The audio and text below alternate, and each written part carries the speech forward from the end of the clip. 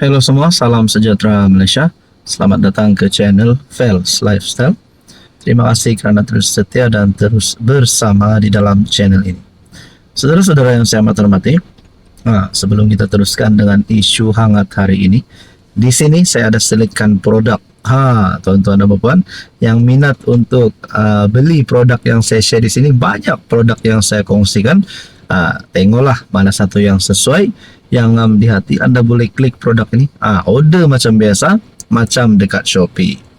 Okey, saudara-saudara yang saya hormati, tuan-tuan dan puan, setelah penemuan RM170 juta ataupun jumlah keseluruhannya 177 juta bersamaan dengan jongkong emas yang melibatkan nama bekas Perdana Menteri ke-9. Ada pula yang kata dana ini untuk projek tebuk atap. Dana ini mungkin untuk membeli 10 MP UMNO keluar daripada kerajaan. Ada satu tulisan yang saya ingat pernah membuat kenyataan sedemikian. Kalau cakap berkaitan projek tebuk atap, adakah ini melibatkan Tun Mahathir? Tapi antara ramai-ramai pemimpin yang membuat respon, pengakuan ataupun pandangan berkenaan dengan kes ini yang melibatkan nama Ismail Sabri, akhirnya Tun Mahathir akhirnya tampil dengan satu kenyataan yang mengejutkan ramai. Kes Ismail Sabri kita tunggu bawa ke mahkamah, kata Tun Mahathir. Bekas Perdana Menteri Tun M akui terkejut dengan SPRM berhubung bekas Perdana Menteri Datuk Seri Ismail Sabri yang didakwa membabitkan kes rasuah dan pengubahan wang haram. Dr. Mahathir berkata, beliau tidak boleh menyatakan bahawa penemuan sejumlah besar wang tunai dan jongkong emas dalam siasatan SPRM itu adalah milik Ismail Sabri, kerana perkara tersebut perlu ditentukan oleh mahkamah dulu. Isu seperti ini, kita biasanya pergi ke mahkamah dan pihak pendakwa akan membuat tuduhan dan pihak yang dituduh berhak untuk menjelaskan. Saya tidak boleh nak kata sekarang ini bahawa ini adalah milik Ismail Sabri ataupun tidak. Kita tunggulah bawa ke mahkamah, kita dengar apa sebenarnya yang berlaku. Menurut Tun Mahathir, siasatan SPRM terhadap Ismail Sabri berkaitan dengan perbelanjaan serta perolehan dana bagi kempen promosi keluarga Malaysia sewaktu pentadbirannya sebagai Perdana Menteri. Setakat ini SPRM merekodkan keterangan daripada 31 individu serta membekukan 13 akaun bank yang dianggarkan berjumlah RM2 juta. Saudara-saudara yang saya hormati, tuan-tuan dan puan, bayangkan kalau Tun Mahathir terlibat dengan RM170 juta ini, adakah beliau pun akan dipanggil oleh SPRM? Dan kita lihat di sini kenyataan Tun Mahathir seolah-olah sedang membela Ismail Sabri Yaakob. Sedangkan Ismail Sabri hari ini berada di pihak kerajaan. Walaupun mungkin ada yang kata antara 10 MP UMNO yang pernah menyokong Muhyiddin sebagai PM, salah satunya mungkin adalah Ismail Sabri, tapi mungkin ini terkait jugalah. Adakah sebenarnya Tun Mahathir, Ismail Sabri dan pemimpin-pemimpin PN yang lain mempunyai rancangan tebuk atap 2.0? Tak tahulah, tapi segala-galanya tidak mustahil untuk berlaku kan. Tapi pada akhirnya ini adalah pengakuan Tun Mahathir.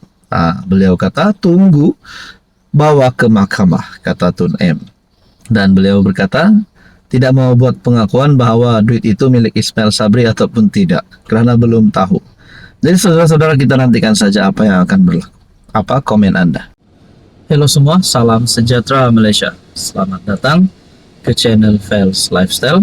Terima kasih kerana terus setia dan terus bersama di dalam channel ini. Apa yang berlaku kepada Ismail Sabri setelah isu penemuan RM177 juta yang melibatkan nama beliau, siasatan SPRM terhadap beliau, antara yang kita nantikan adalah Apa yang berlaku di antara beliau dan rakan-rakan beliau di dalam UMNO?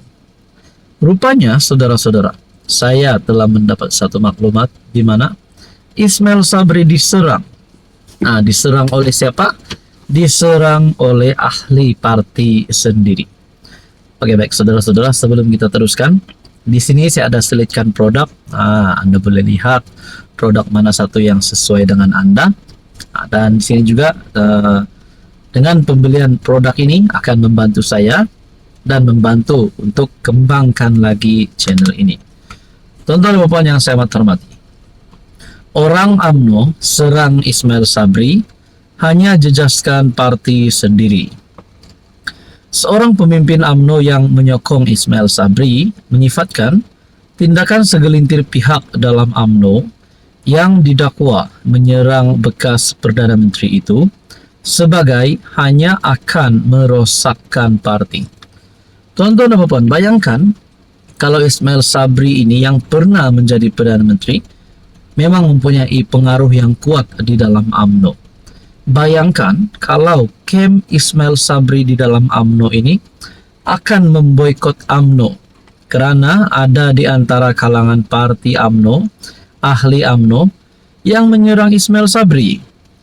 Adakah ini akan menjejaskan hubungan di antara Ismail Sabri dan kem Ismail Sabri bersama dengan ahli parti yang lain, terutamanya Presiden UMNO Ahmad Zahid Hamidi?